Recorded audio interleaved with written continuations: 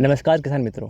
आज हम अपने फील्ड का सोइल सैंपल लेने जा रहे हैं और आज हम आपको बताएंगे कि एक फील्ड का खेत का सोइल सैंपल कैसे लिया जाता है और उसकी कितनी विधियाँ होती है और हम कौन सी विधि से सोइल सैंपल को लेंगे।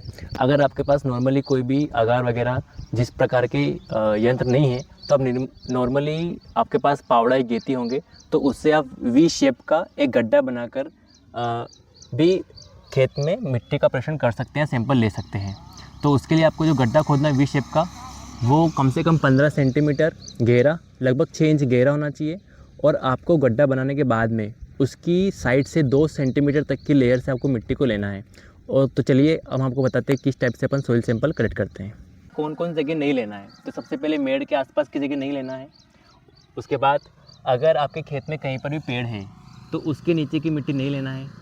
अगर आपने अपने खेत में कोई पशुपालन करते हो या 1-2 गाय भैंस खड़ी हो तो वहाँ की मिट्टी नहीं लेना है। आपको बिल्कुल मिट्टी क्लीन ऐसी जगह जहाँ पर आपकी फसल लगती हो।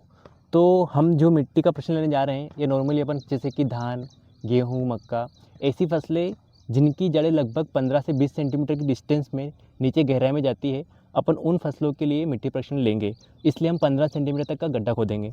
तो सबसे पहले आपको जो जगह सिलेक्ट करना है उसमें आपको टॉप सॉइल को हटाना है, ये टॉप लेयर होती है उसको हटाना है। उसके बाद आपको वी शेप का गड्ढा बनाना है। पास में जाना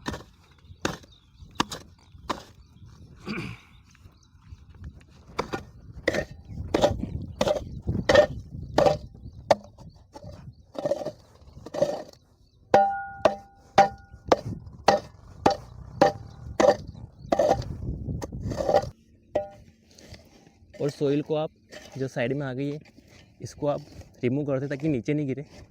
और हमें सिर्फ और सिर्फ मिट्टी जो लेना है वो इस लेयर, तो हम इसके लेयर बाय लेयर 2 सेंटीमीटर तक मिट्टी को निकालेंगे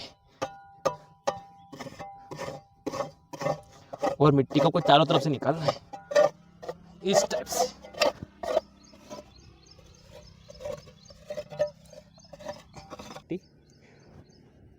का थोड़ा बहुत नमूना सैंपल्स हम कलेक्ट कर सकें। तो ये हमारा सैंपल इतना कलेक्ट हो चुका है।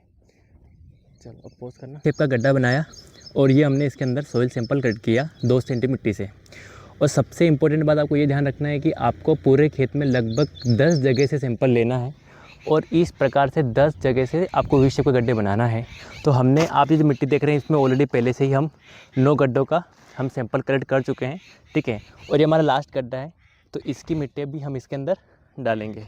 हर जगह से थोड़ा थोड़ा सैंपल जाएगा तभी आपकी करेंगे उसका सही पैरामीटर, चाहे वो पीएच हो, चाहे वो प्राइमरी या सेकेंडरी या माइनर न्यूट्रिशन हो, उनका पैरामीटर आ पाएगा। इसलिए आपको खेत की हर जगह से सैंपल लेना है, लगभग 10 जगह से सैंपल। तो ये हमने टोटल 10 जो हमने वी शेप के गड्ढे बनाए थे उसकी टोटल मिट्टी है, ठीक है। थोड़ा थोड़ा करके सबसे लिया।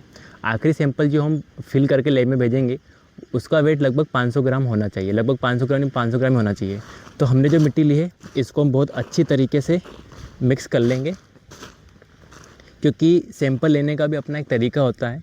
तो आपको प्रॉपर एक साइंटिफिक मेथड से ही सैंपल लेना है लेंगे। और हम इसको 4 शेप में डिवाइड करेंगे, ठीक है। और 4 शेप में डिवाइड करने के बाद में हम इसमें जो 2 पार्ट रहेंगे, हम कोई भी 2 पार्ट को रिमूव कर देंगे। हमें उन 2 पार्ट को टोटल तरीके से रिमूव कर देना है ये। तो अब हमारे पास जो इसको पूरा यहाँ से हटा देना है, इसको बाहर कर दो आपके उस से। अब नॉर्मली अपने पास में ये वाला पार्ट बचा, इसको भी हम अच्छे से मिक्स करेंगे। उसके बाद इसको भी हम तब तक 4 पार्ट में डिवाइड करते जाएंगे जब तक कि ये सैंपल 500 ग्राम ना हो जाए। तो सेम आपको वही प्रोसेस वापस रिपीट करना है। इसमें 4 आपको पार्ट बनाने हैं और कोई भी 2 पार्ट को आपको रिमूव करना, चाहे वो सामने सामने वाले हो चाहे वो आपस वाले हो। तो हम इनको फिर से रिमूव कर देंगे, बस इसको रोक दें। अब आप जो हमने आखिरी में जो सैंपल हमने डिवाइड किया है, ठीक है, तो लगभग 500 ग्राम बचा है।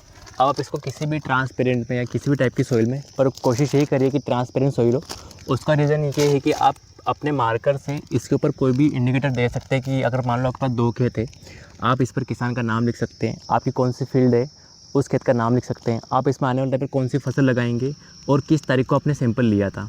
तो इस ट्रांसपेरेंट पे लेने का सबसे बड़ा रीज़न यही है कि आप इस पर इन्फॉर्मेशन डाल सकते हो, ताकि अगर ये लैब में भी सैंपल जाएगा तो जो भी हमारे पर साइंटिस्ट है या जो भी लैब असिस्टेंट है तो वो इसकी इन्फॉर्मेशन को बाहर रीड कर सकता है। तो आप कोशिश करें कि आप जो भी पॉलीथीन ले ट्रांसपेरेंट ही हो और आप इस पर इन्फॉर्मेशन को बाद में लिख दें। तो हम इस सैंपल को इसके अंदर फिल कर देते हैं।